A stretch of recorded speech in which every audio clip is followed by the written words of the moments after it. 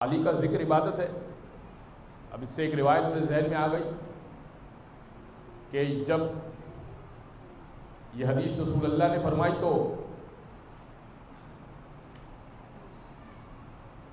جناب عائشہ بیمار تھی، تو ہیں حضرت ابو بکر کی بیٹی اور عقد میں رسول کے تھی،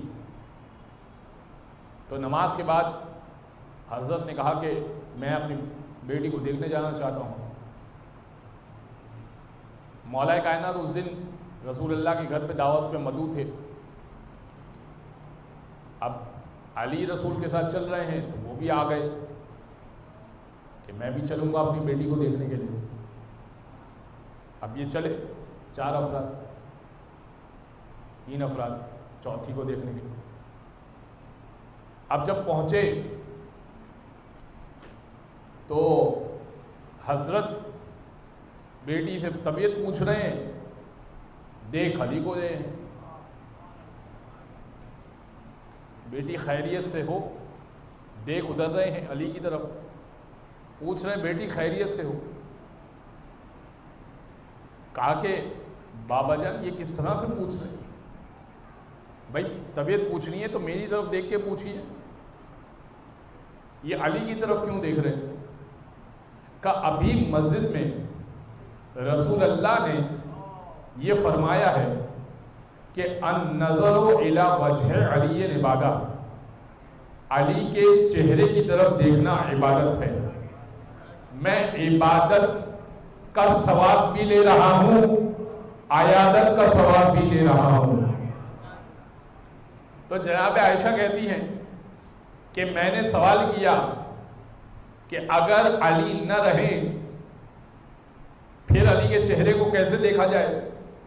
کہ ہم نے بھی یہی سوال کیا تھا کہ جب علی نہ رہے تو پھر علی کے چہرے کو کیسے دیکھ کر ثواب حاصل کیا جائے؟ تو رسول نے کہا تھا ذکر علی عبادت، علی کا ذکر کر لینا عبادت کا ثواب مل جائے گا۔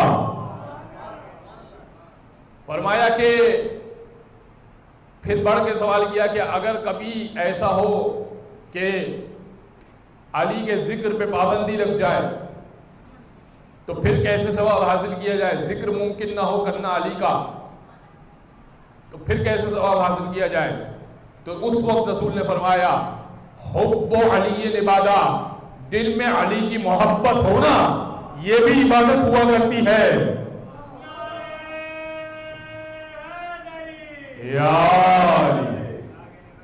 علی کی محبت دل میں ہونا، اسی لیے مولا کائنات نے دیکھے علی کی محبت اتنی قیمتی ہے، اتنی قیمتی ہے کہ نہج البلاغہ میں مولا نے کہا، فرمایا لو ضربت خیشوم المؤمن بالسیف ھذا علی ان یبغضنی ما ابغضنی، اگر میں اپنی اس تلوار سے مومن کی ناک پر وار کروں، علی ان یبغضنی ما ابغضنی، کہ وہ مجھ سے بغض رکھے، مومن کو میں اس کی ناک کو کاٹ دوں کہ تو مجھ سے بغض رکھنا شروع کر دے، ما ابغضنی، مومن مجھ سے بغض نہیں رکھے گا، وَلَوْ سَبَّبْتُ الدُّنْيَا بِجَمَّاتِهَا عَلَى الْمُنَافِقِ عَلَىٰ أَن يُحِبَّنِي مَا أَحَبَّنِي، اور ساری